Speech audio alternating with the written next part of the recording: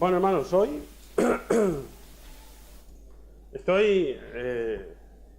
puedo decir que estoy contento por el día que me ha tocado predicar, porque hoy no se va a dormir nadie, porque todos habéis dormido una hora más, ¿no?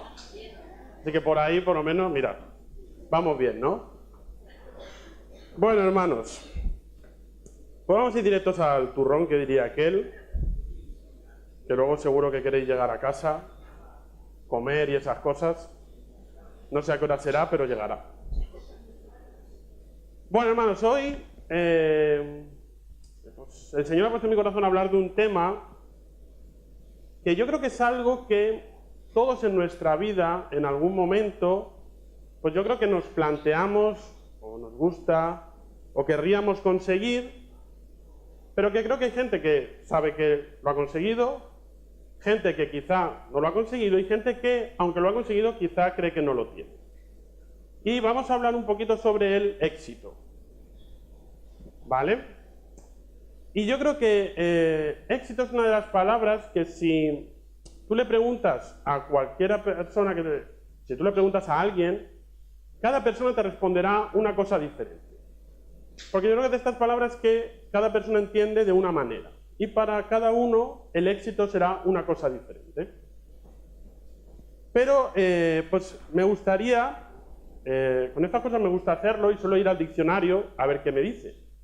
Porque yo no sé vosotros, pero yo no conozco el significado de todas las palabras, ni siquiera que uso para hablar. Pues, o por lo menos no el significado que dice el diccionario como tal. Y a veces me llevo sorpresas. Entonces me gusta ir al diccionario y, por ejemplo, en esta ocasión, la RAE, que es la Real Academia Española, da 3 acepciones para esta palabra éxito. Y dice, la primera que dice es que éxito es resultado feliz de un negocio, actuación, etc. Estos de la RAE a veces también son un poquito, etcétera. Es como, bueno, vale, menos mal que saben, que si no. Esa es la primera. La segunda acepción es que éxito es buena aceptación que tiene alguien o algo. Y la tercera acepción que da es que éxito es fin o terminación de un negocio o asunto. Con lo cual, teniendo estas definiciones en cuenta, podríamos decir que el éxito tiene que ver con la consecución de algo, con llegar a conseguir alguna cosa. Vale.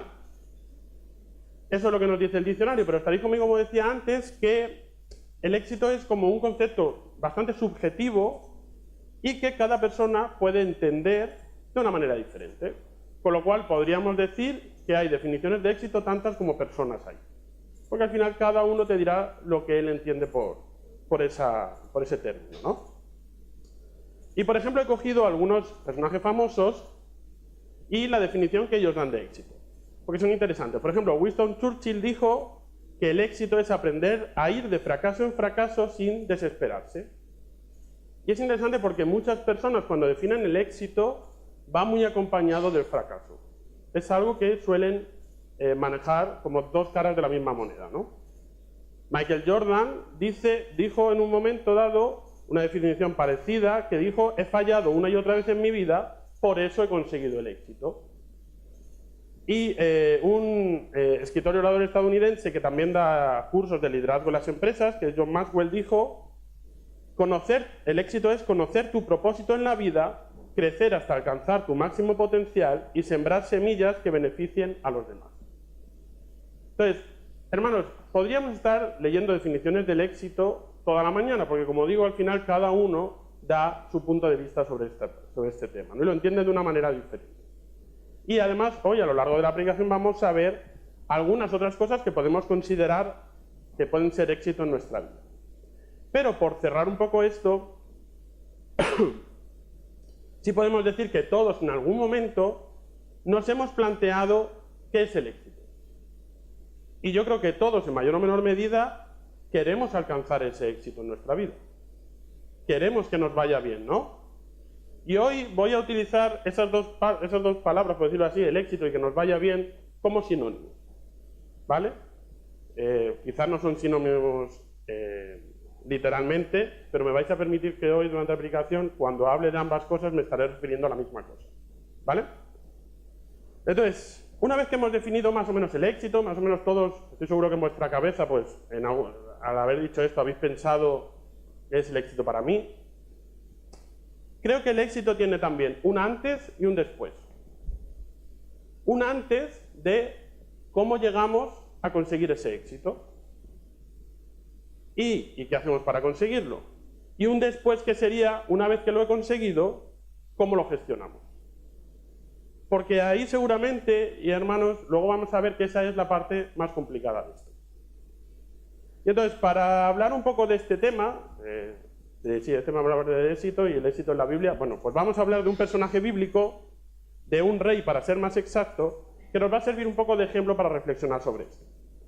Es un rey del reino de Judá, y es curioso porque es un rey que nos suena, sobre todo, porque murió en el año en el que el profeta Isaías recibió su llamado.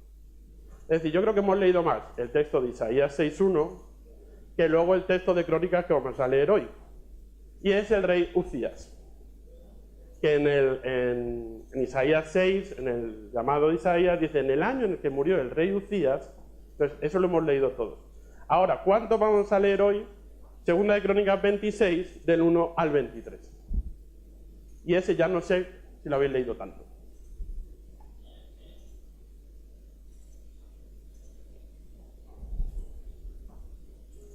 Vale. ¿Lo tenéis, hermanos? Lo voy a leer en la versión de la palabra.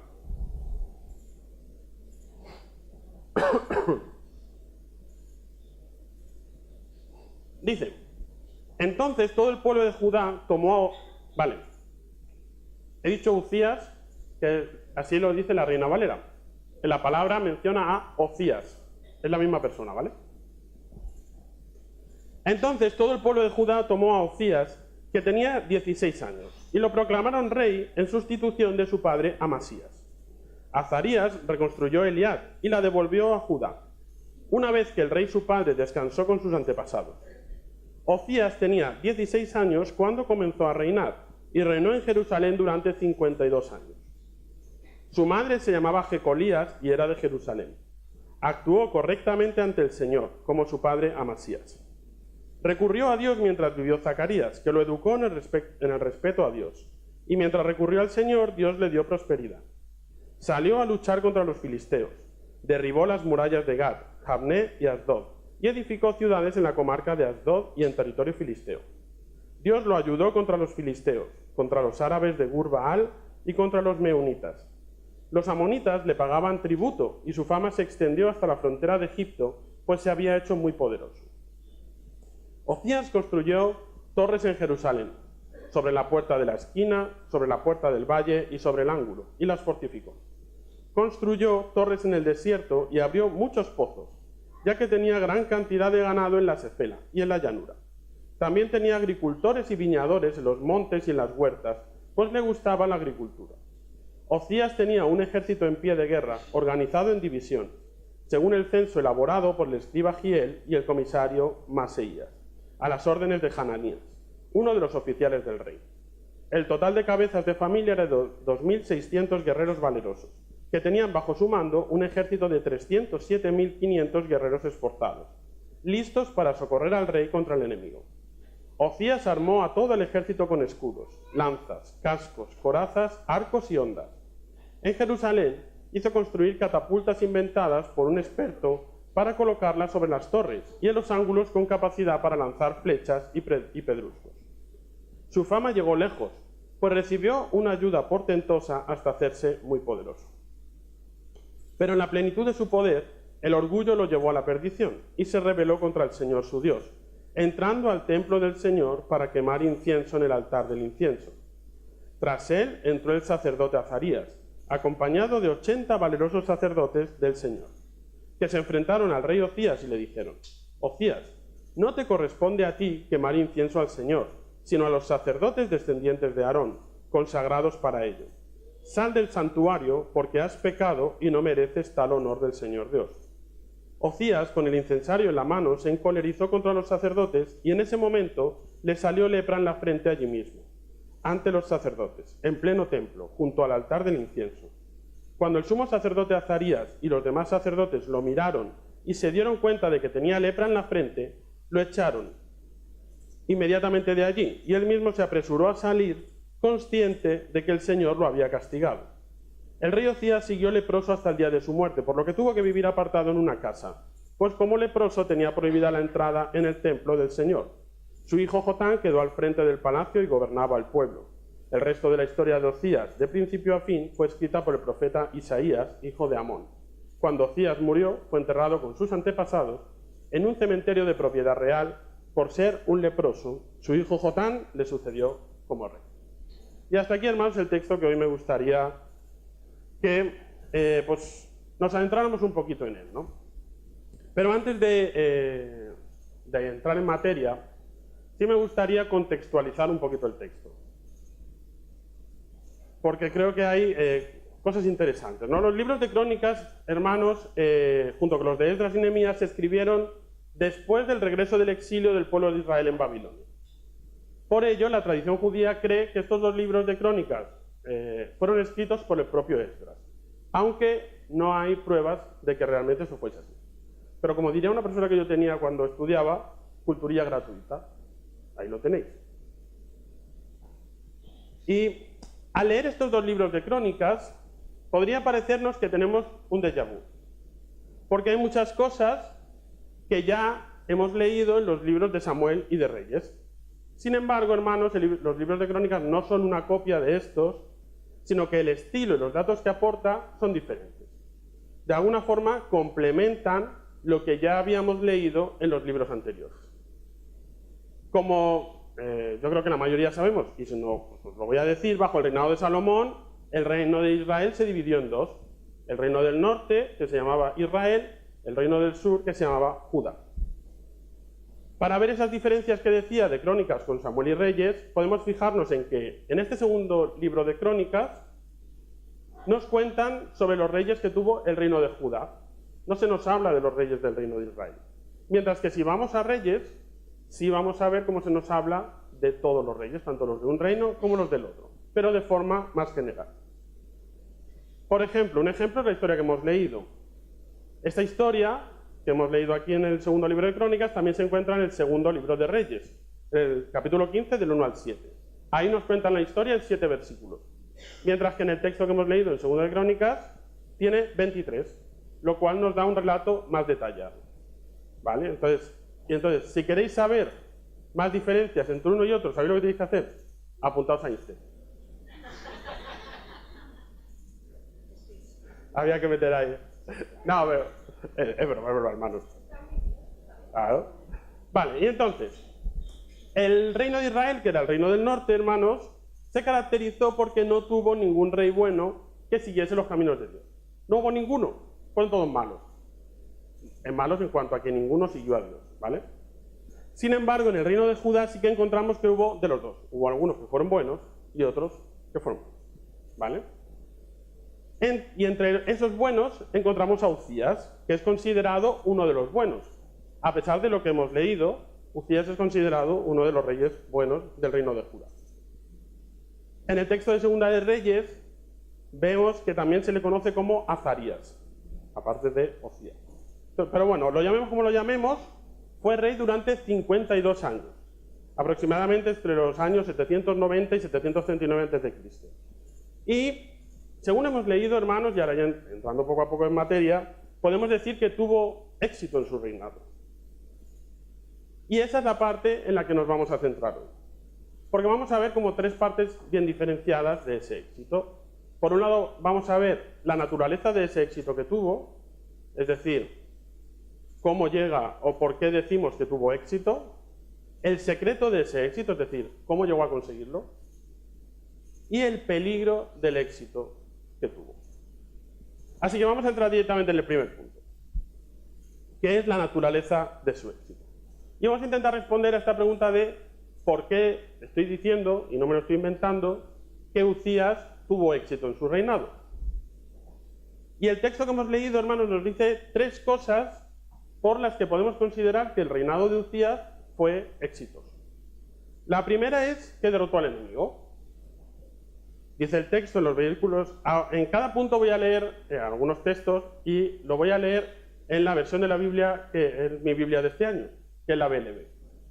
Este año me ha dado por ahí. Pero he de reconocer, hermanos, y esto es un quitar en la obligación, pero he de reconocer que me está gustando mucho y además, y la estoy leyendo en forma cronológica, oye, me está ayudando mucho. Así que si en algún momento tenéis oportunidad de hacerlo, os lo recomiendo. Porque los profetas, por ejemplo, es muy interesante leerlos donde tocan y no luego todos juntos. Cambia mucho la perspectiva. Así que bueno, os lo dejo ahí por si en algún momento queréis, os animo a que lo hagáis. Vale, versículos 6 y 7. Y dice: Ocías declaró la guerra a los filisteos y derribó las murallas de las ciudades de Gad, Jabnia y Asdod. En el territorio de Asdod, así como en otras partes del territorio filisteo, Ocías construyó ciudades para su pueblo. Dios no solo ayudó a Ocías a derrotar a los filisteos, también lo ayudó a vencer a los árabes que vivían en Gur-Baal y también a los meunitas. Hermanos, yo creo que si pensamos en el pueblo de Israel, creo que si hay algo que les caracteriza en toda su historia bíblica, es que es un pueblo que tuvo que luchar. En muchas ocasiones, contra unos, contra otros, pero casi siempre estaba metido en guerras, ¿no? Y en la época de los reyes, que es la que estamos ahora, con dos reinos divididos, pues no iba a ser menos. Y eso, hermanos, que la época durante el reinado del rey Uzías y su contemporáneo en el reino del norte, el rey Jeroboam II, en esa época Asiria, que era una superpotencia, ya estaba decayendo, y entonces eso hizo que ellos pudieran tener un reinado, pues digamos que mejor, o más tranquilo, ¿vale? Que lo que sería con Asiria en pleno poder, ¿no? Pero eso no eximió a Uzías de tener que luchar contra algunos pueblos de alrededor. En este caso hemos leído contra los filisteos, los árabes de Gur-Baal y los meunitas. Y vemos, hermanos, que los derrotó a todos, sin excepción. Y entonces, hermanos, por eso digo que porque creo que las victorias traen éxito a nuestra vida. Nos hacen, como yo digo, venirnos arriba. Las victorias hacen que nos sintamos bien, nos dan seguridad, nos ayudan a crear confianza y, en definitiva, nos ayudan a que las cosas vayan bien. ¿A quién, hermanos, no le gusta obtener una victoria en su vida? Yo creo que a todos, ¿no? Y está claro, hermanos, que quizá hoy en día, gracias a Dios, no luchamos este tipo de victorias que hemos leído aquí. Aunque que Dios nos ayude, porque tal y como están las cosas nunca se sabe. Pero obtenemos victorias, hermanos, en otras áreas de nuestra vida. Por ejemplo, si yo me propongo, venga, voy a intentar perder unos kilos para la operación bikini, oye, no sé si mi subconsciente me está traicionando con esto, pero bueno. Y si al final lo consigo, oye, pues habré conseguido una victoria, ¿no? Pero si luego resulta que para celebrarlo, lo bien que lo he hecho, me doy un festín, pues me pasa a mí que me ha servido de poco, ¿no? Lo mismo la lío, ¿no? Bueno, ya llegaremos luego al momento de liarla. Pero está claro, hermanos, que las victorias que obtenemos en nuestra vida, ya sean más pequeñas o más grandes, nos ayudan a sentir felicidad, a encontrarnos bien, a sentir que pasamos por un buen momento. Con lo cual, por eso digo, porque creo que en definitiva, hermanos, nos ayudan a llegar al éxito, ya sea en un área u otra, pero nos dan éxito. La segunda cosa por la que decimos que Uzías tuvo éxito en su reinado es porque prosperó materialmente. En los versículos 8 al 10 dice: hasta los amonitas le pagaban impuestos a Uzías. Y sigue en el versículo 9: fortificó la ciudad de Jerusalén y construyó varias torres, una sobre la puerta de la esquina, otra sobre la puerta del valle y una más sobre la misma esquina. Además, cavó muchos pozos y construyó torres en el desierto, pues tenía mucho ganado, tanto en el desierto como en la llanura. A Uzías le gustaba mucho cultivar la tierra, por eso tenía muchos campesinos que cultivaban los campos y viñedos, tanto en la región montañosa como en las huertas. ¿Habéis hecho la cuenta, hermanos, mientras leía, de las cosas que tenía y las cosas que hizo? Pues son unas cuantas. Nos dice que construyó 3 torres, que cavó pozos, que luego hizo más torres en el desierto, que fortificó la ciudad. Y además nos dice que tenía mucho ganado, muchas tierras, campos, viñedos y muchos campesinos para que la cultivaran.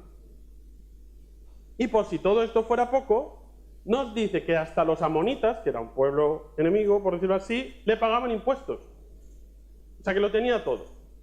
Materialmente yo creo que era difícil tener más que Ucías en ese momento. Siendo rey, ¿qué más podía pedir? Y estoy seguro que esto le daba pues, felicidad y una seguridad pues, muy grandes, ¿no? Pero hermano, yo creo que la felicidad y la seguridad obtenidas por las cosas materiales son de las más efímeras. Porque, hermano, lo material, igual que viene, se va. El éxito basado en lo material, hermanos, es muy engañoso. ¿Cuánta gente, y estoy seguro que quizá conocéis a personas, que teniendo mucho materialmente hablando, aún así su vida está completamente vacía? Y no solo espiritualmente hablando. Con lo cual, hermanos, cuidadín, cuidadín, ¿no? Pero más allá de tener esto en cuenta, sí estaremos de acuerdo en que tener cierta prosperidad económica también nos ayuda a que las cosas vayan bien. Al final, hoy en día, nos guste o no nos guste, necesitamos dinero para vivir. No podemos vivir sin él, ¿no? Entonces, tener cierta prosperidad económica también nos ayuda a vivir mejor, más tranquilos, ¿no? Con menos preocupaciones. Vale.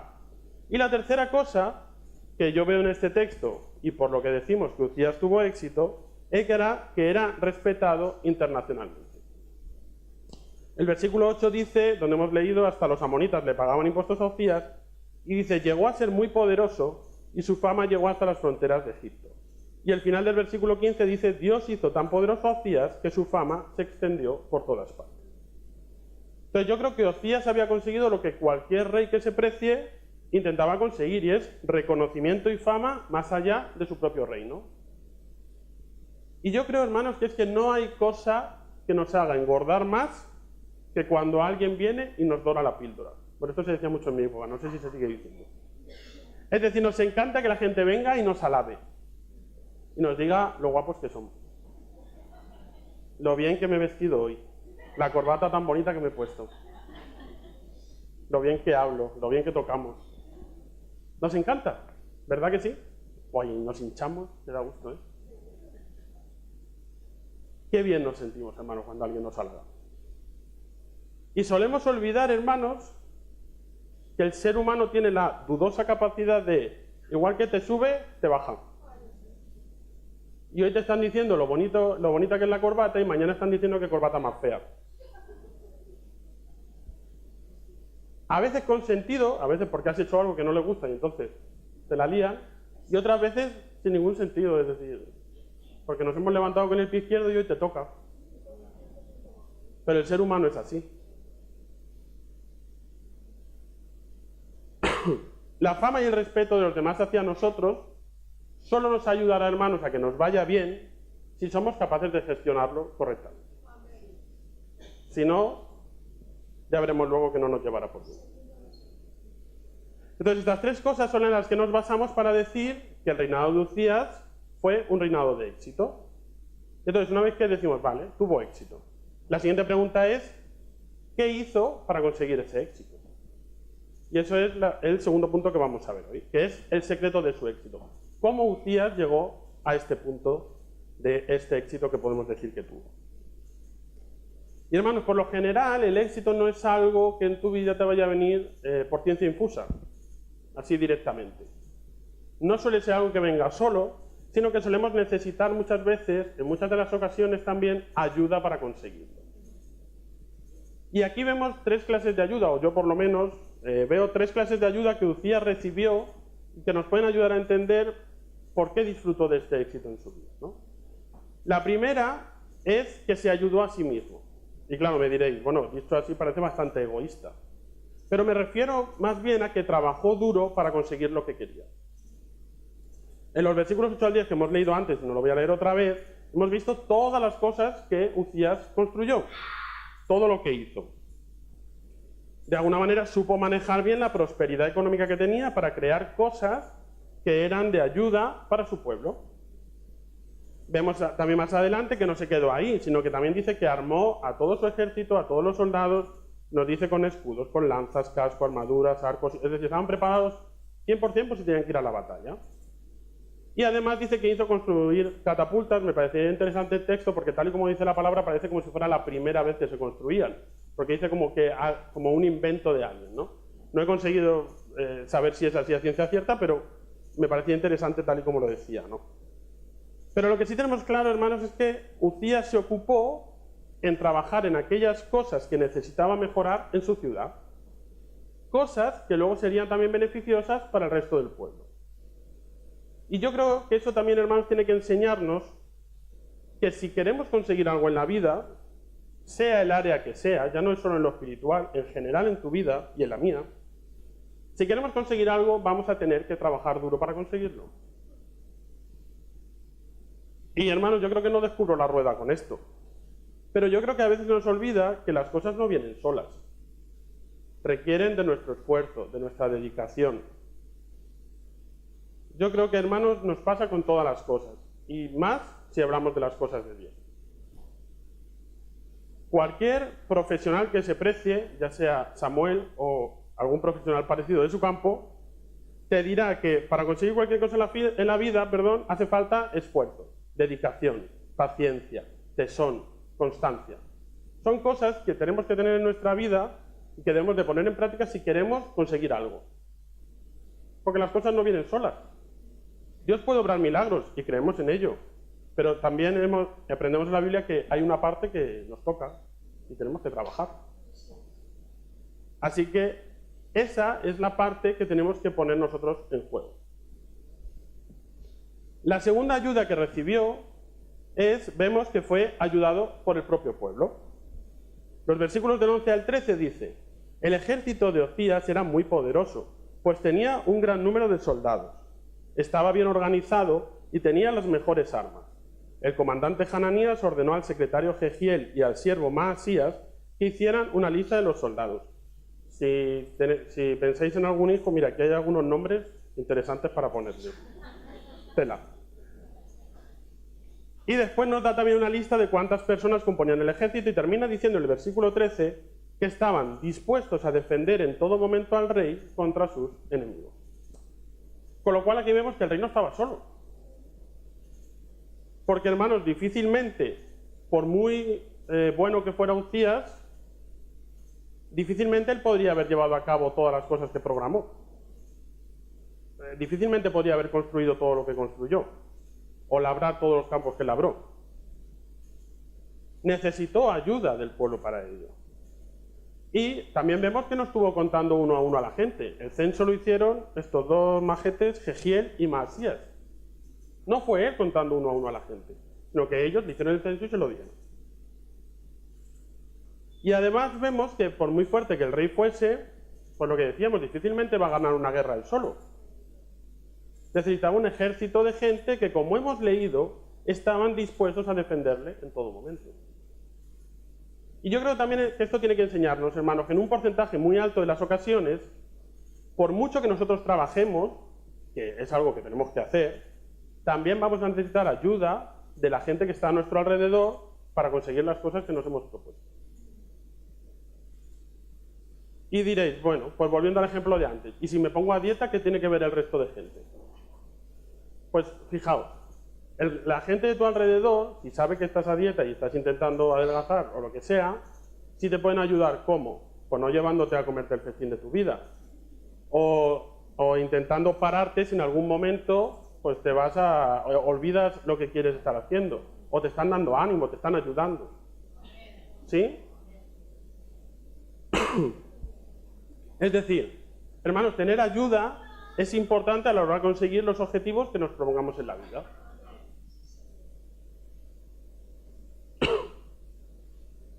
Perdona, que ahora he perdido todo. ¿Ves?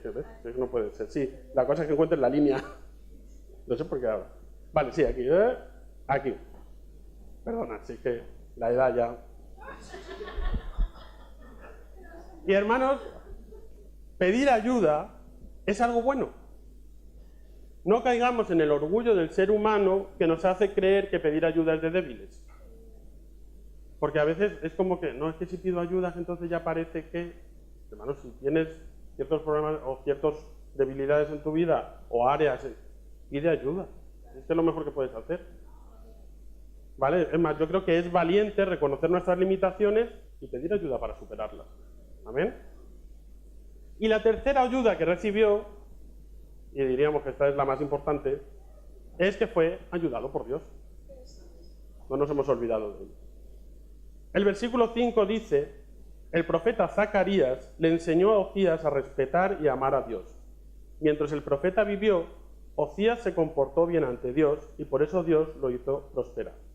Y el versículo 7 dice: Dios no solo ayudó a Ocías a derrotar a los filisteos, también lo ayudó a vencer a los árabes que vivían en Gur-Baal y también a los meunitas. Y por último, al final del versículo 15, que también hemos leído antes, dice: Dios hizo tan poderoso a Ocías que su fama se extendió por todas partes. Y yo creo que, hermanos, los versículos son bastante claros sobre cuál fue el pilar fundamental para que Ocías consiguiera éxito en su vida y en su reinado. Y consiguió todo esto porque Dios estaba con él. Y antes de nada, también aclarar, hermanos, que este Zacarías que aparece aquí, los teólogos dicen que no es el profeta Zacarías del profeta menor que escribió el libro, sino que era otro profeta que se llamaba igual. ¿Vale? Pero no es exactamente el mismo. Pero independientemente de esto, en estos textos vemos algunas cosas interesantes. Lo primero es que Ocías fue enseñado en los caminos de Dios. Y hermanos, yo creo que todos en nuestra vida hemos tenido o tenemos un Zacarías en nuestra vida. Alguien que de un modo u otro nos han enseñado en los caminos de Dios. Y aunque quizás en ese momento en el que nos estaban enseñando y nos estaban trayendo a la iglesia y demás, quizás no lo hemos aprendido o incluso no lo hemos valorado, con el tiempo sí le hemos dado la importancia que tiene, porque gracias a eso hemos conseguido conocer a Dios y llegar a tener una relación con Él. Ahora, el texto dice mientras el profeta vivió, lo cual también podría hacernos dudar si, una vez que Zacarías murió, si Ocías siguió estos caminos o no los siguió. Porque tal y como lo dice el texto, podríamos ponerlo en duda. Lo bueno, hermanos, es que, como decíamos, una vez que nos han enseñado los caminos de Dios, cada uno de nosotros debemos de tomar la decisión de seguir a Cristo. Y que no lo sigamos solo porque alguien nos ha llevado, nos lo está diciendo o nos está intentando enseñar sobre ello. Yo creo que el pastor lo ha dicho ya en repetidas ocasiones y es así, hermanos. Dios no tiene nietos, tiene hijos. Entonces, alguien ha podido enseñarnos los caminos de Dios, pero luego cada uno hemos de tomar la decisión de seguir a Dios de manera personal. Y no podemos hacerlo solo porque alguien nos esté diciendo o porque el predicador me gusta cómo lo hace o porque me siento cómodo en la iglesia, porque entonces estaremos viniendo por motivos equivocados. Realmente hemos de tomar la decisión por Dios si realmente queremos seguirle a Él. Y entonces, después de eso, también, hermanos, vemos en el texto cómo Dios fue quien ayudó a Ocías a conseguir la victoria sobre los filisteos y demás pueblos. Y es que, hermanos, las victorias en nuestra vida también es Dios el que nos las da. Nosotros, como decíamos antes, hacemos nuestra parte, trabajamos y hacemos nuestra parte en ello, pero el resto es cosa de Dios. Ahora, si nosotros no hacemos nuestra parte, tampoco le exijamos a Dios que Él haga la suya. Seamos coherentes también con eso, ¿no? Si es su voluntad, hermanos, obtendremos victoria, siempre y cuando decidamos dejarle a Él actuar en nuestra vida. Y luego, por último, en el versículo 15, que también hemos leído, dice que fue Dios quien hizo tan poderoso a Ocías, y así consiguió la fama que tuvo. Es decir, si os dais cuenta, al final, todo lo que antes hemos visto y que nos valía para decir que Ocías tuvo éxito, todo venía de Dios. Fue Dios el que se lo dio, por lo que, hermanos, podemos llegar a la conclusión de que es Dios el que nos va a dar el éxito en nuestra vida. Dios es el que va a hacer que nuestra vida vaya bien. Y hasta aquí, hermanos, todo iba bien para Ocías. Todo era de color de rosa, que podríamos decir. Todos querríamos tener lo que él tuvo. Que nos vaya bien económicamente, que la gente nos vea bien, ¿no? Todos, viviríamos bien, ¿no? Sin embargo, como hemos leído y ahora vamos a ver, el éxito tiene sus peligros. Y si no lo gestionamos bien, puede llevarnos por mal camino. Y ahí es donde vamos a entrar, en ese peligro del éxito.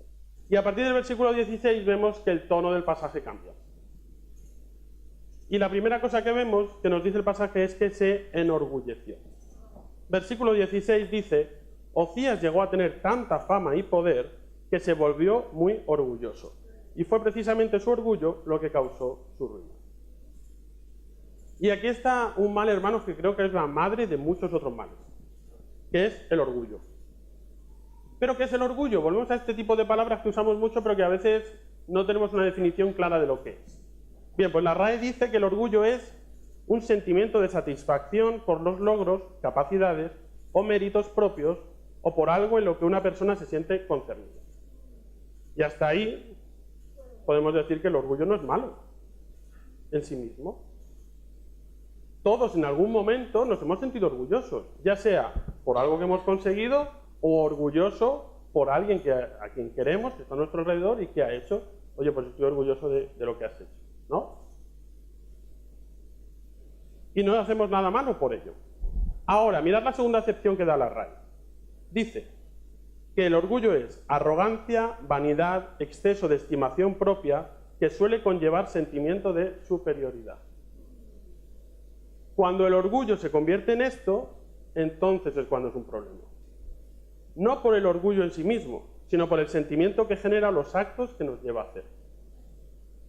¿Por qué? Porque empezamos a sentir que somos infalibles, que todo lo hacemos bien, que además todo lo hacemos mejor que los demás no valen, que nosotros somos... y cosas parecidas. En definitiva, ¿qué pasa? Que nos sentimos superiores y mejores a todos los demás. Nadie está a nuestra altura. Pero claro, esto se da en el mundo, en la iglesia no pasa, ¿no? Desgraciadamente, hermanos, pasa más de lo que nos gustaría, ¿no? Que nos creemos más espirituales que los demás, nosotros somos muy santos y los demás son muy pecadores, juzgamos lo que hacen los demás, porque nos creemos superiores a ellos. Y hermanos, qué pena, si me permitís, qué pena que se den estas actitudes en la iglesia, en las iglesias. Hermanos, la Biblia nos habla mucho sobre la humildad, que es la contrapartida al orgullo. Y es muy clara al respecto. En muchos textos, hermanos, ponen contraposición al orgulloso y al humilde y siempre sale ganando el humilde. Por ejemplo, entre otros, Proverbios 11.2 dice: el orgulloso termina siendo despreciado, el humilde llega a ser sabio. Así que, hermanos, si dejamos que el orgullo sea el que guíe nuestra vida, nos va a llevar a la perdición. No es un buen camino que seguir, hermanos. La segunda cosa que vemos en esta caída, por decirlo así, de Ucías, o en este llenarse de éxito, es que desobedeció a Dios. Como acabamos de decir, lo malo en sí no es el orgullo, sino lo que acabas haciendo por sentirte orgulloso. Y eso fue lo que le pasó a Ucías, que debido a ese orgullo que tenía, desobedeció a Dios. En el versículo 16 dice: llegó a tal punto que un día entró en el templo y quiso quemar incienso en el altar, algo que solo estaba permitido a los sacerdotes. Pero entonces entró el sacerdote Azarías, junto con 80 sacerdotes más, y con mucho valor se enfrentaron al rey y le dijeron: solamente nosotros los sacerdotes podemos quemar el incienso, pues somos descendientes de Aarón y para eso nos eligió Dios. Tú no puedes hacerlo, aunque seas el rey. Así que sal de inmediato, pues has ofendido a Dios y Él te humillará. El orgullo de Ucías, hermanos, le llevó a hacer algo que no le correspondía a él, ni siquiera aunque fuese el rey. Por muy rico que fuera, él no podía hacer lo que hizo. Quemar incienso en el altar es algo que Dios estableció, y lo leemos en el libro de Éxodo, al crear el tabernáculo, y dejó muy claro que era algo que solo podía hacer Aarón en ese momento y luego sus descendientes. Con lo cual, si Ucías no era descendiente de Aarón, no podía quemar incienso por mucha corona que tuviese. Y estoy seguro, hermanos, que Ucías lo sabía. Como rey, esas cosas las sabía seguro. Pero el orgullo le llevó a saltarse todo lo que Dios había ordenado y a actuar como él creía oportuno, ya que él pensaría que estaba por encima de todos, de todo y de todo. Y hermanos, yo creo que es un ejemplo muy claro de lo que podemos llegar a hacer si dejamos que el orgullo sea el que gobierna nuestra vida. Y debemos de aprender de este tipo de historias, que para eso están en la Biblia, para que así no nos pasen. Cualquier cosa, hermanos, que en nuestra vida ocupa el lugar que debería ser de Dios, nos va a llevar por mal camino. Y yo creo, hermanos, que el orgullo es de esas cosas que pueden ir quitándole el sitio a Dios en nuestra vida poco a poco, sin darnos cuenta. Hoy es un halago, mañana es otra cosa, y como son pequeñas cosas que poco a poco van sumando y que si no estamos atentos, cuando nos demos cuenta será tarde y habrán echado a Dios de nuestra vida. Así que, hermanos, tenemos que estar atentos para evitar males mayores. Pero es que, hermanos, la desobediencia no fue lo único que hizo Uzías. No solo se quedó en eso. Hemos leído que cuando quemó el incienso entraron Azarías y 80 sacerdotes más. No iba solo. Y confrontaron a Uzías y le dijeron, oye, ¿qué estás haciendo? Que eso tú no puedes hacerlo, que eso es cosa nuestra. Y entonces, él, en vez de darse cuenta de que tenían razón y que había obrado mal, reaccionó, hermanos, de la peor de las maneras. Porque nos dice el versículo 19 que cuando le pillaron y le confrontaron, él dijo, bueno, os dice el texto, se enfureció contra ellos. Hermanos, yo siempre digo una cosa, no sé si alguna vez, lo pensaba esta semana, no sé si predicando alguna vez lo he dicho, yo creo que los chavales alguna vez sí me lo han oído. Yo creo que hay momentos en la vida en los que lo único que nos queda es agachar la cabeza, estar callado y aceptar la reprimenda. Y al final pedir perdón. Y cuando te pillan haciendo algo, o cuando tienen razón en lo que te están diciendo, es que tú solo puedes agachar la cabeza y callarte. No hay cosa que peor me siente que estés haciendo eso y encima la otra parte, aún no teniéndola, quiera tener razón.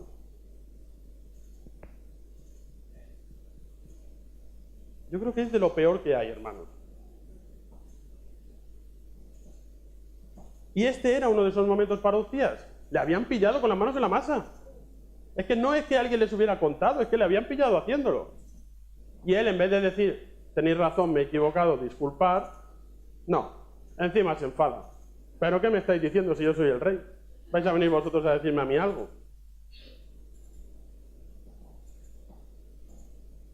Tiró de nuevo de orgullo y se encolerizó contra los sacerdotes que le estaban llamando la atención y que además tenían razón. Hermanos, yo creo que todos podemos equivocarnos en la vida. Es algo normal, nos va a pasar, nos ha pasado, me ha pasado y me seguirá pasando. Pero no hay nada peor que no reconocer el error que hemos cometido. Bueno, sí hay algo peor, lo que decía, defender lo indefendible. ¿Y sabéis por qué lo hacemos? Porque nos hemos autoconvencido de que eso estaba bien. No porque lo esté, pero nos hemos autoconvencido de que lo hacemos porque para nosotros está bien. Pero, hermanos, Dios no puede trabajar con alguien que se cree autosuficiente y que todo lo sabe. Debemos de ser, hermanos, mucho más humildes en nuestra vida y ser capaces de reconocer nuestros errores y pedir perdón por ellos. Es la única manera que tenemos, hermanos, de seguir creciendo en el Señor. Porque si no lo hacemos, entonces ¿qué nos va a pasar? Como a Uzías, que nos lleva al último punto, y que es que fracasó. El resultado del orgullo fue la desobediencia, y esta, y sobre todo enfadarse cuando le llamaron la atención, resultó en que contrajo la lepra de forma inmediata. Es decir, sus acciones tuvieron consecuencias muy negativas, ya que esta lepra le privó de todo lo que había conseguido hasta ese momento. Porque la lepra hacía que viviera apartado. Por lo cual, todo lo que él había conseguido hasta ese momento, lo perdió ahí. Dice el versículo 21, hasta el día de su muerte, el rey Uzías fue un leproso y eso le obligó a vivir en un lugar aparte dentro del palacio. Ni siquiera podía ir al templo de Dios. Por eso su hijo Jotán se encargó de gobernar al pueblo. Y el versículo 23 añade, cuando Uzías murió, lo enterraron en la tumba de sus antepasados, cerca del cementerio de los reyes, pero no fue enterrado en la tumba de los reyes porque había muerto de lepra. ¿Veis? ¿De qué le había servido a Uzías todo el éxito que había conseguido anteriormente? De nada. No saber gestionar ese éxito le llevó a fracasar como rey y a terminar sus días apartado de todo y de todos. Solo. Entonces, hermanos, yo creo que historias como esta de Uzías tienen que hacernos pensar. Cuando hablamos de meditar en la palabra de Dios, es que realmente nos paremos a pensar cuando leemos este tipo de cosas. Deberían de hacernos preguntarnos cómo estoy gestionando mi vida cuando las cosas me van bien. Porque, hermanos, estaréis conmigo que cuando nos van mal, nos acordamos de Dios siempre. Ahí no nos apartamos de Dios, porque le necesitamos. Porque necesitamos que nos ayude y somos pesados. Y casi le cogemos y le tiramos, Señor, ya, porque ¿qué pasa con esto? Pero cuando las cosas nos van bien, cuando obtenemos éxitos en nuestra vida, qué fácil nos olvidamos de aquel que hace que lleguemos a tenerlos. De aquel que se preocupa en que nuestra vida sea mejor. De aquel que siempre quiere lo mejor para cada uno de nosotros, que es nuestro Padre Celestial. Entonces, hermanos, yo creo que es importante que seamos capaces de reconocer que todo lo que somos y todo lo que tenemos es gracias a Dios. Así lo dice Pablo en Efesios 2:10, que dice: lo que somos, a Dios se lo debemos. Él nos ha creado por medio de Cristo Jesús para que hagamos el bien que Dios mismo nos señaló de antemano como norma de conducta. Entonces, hermanos, no es mi intención que ahora todos vivamos sin tener éxito en nuestra vida. No. Ojalá todos los que aquí estamos tengamos, y lo digo de verdad, que todos conozcamos el éxito en nuestra vida. Y sobre todo que Dios nos dé la sabiduría para gestionarlo. Para hacerlo como Él quiere que lo hagamos, y que al contrario que Ocías, esos éxitos nos acerquen cada vez más a Dios. Porque, hermanos, si somos capaces de hacer eso, eso transformará nuestra vida personal y también nuestra vida como iglesia. Así que, hermanos, solo me queda desearos mucho ánimo, porque a veces no es sencillo, pero que sigamos corriendo esta bonita carrera que es nuestra vida con Dios. ¿Amén? Vamos a orar, hermanos. Padre Santo, te alabamos, te bendecimos, Señor, te damos gracias por tu palabra expuesta en esta mañana, Señor. Gracias, Señor, por cada cosa que tú nos das en nuestra vida, Señor, cada cosa de lo que somos, de lo que tenemos, Señor, es gracias a ti. Solo podemos darte las gracias de corazón, Señor, porque muchas cosas ni siquiera las merecemos, y aún así tú sigues acordándote de nosotros y queriendo lo mejor para cada uno de nosotros, Señor. Así que gracias de verdad, Señor, por tu bondad, por tu fidelidad, por tu misericordia, que es nueva cada día, Señor. Y queremos pedirte, Señor, que tú nos ayudes, Señor, a gestionar cada cosa que tú mandas a nuestra vida, que nos acerque a ti, Señor, que seamos capaces de verte a ti en medio de cada circunstancia, y que todo lo que pasemos, Señor, tengamos claro que tú lo quieres para nuestro bien, y que podamos aprender todo lo que tú pongas en nuestra vida, Señor. Gracias, Señor, por todo, en nombre de tu Hijo Jesús. Amén. Que el Señor os bendiga, hermanos.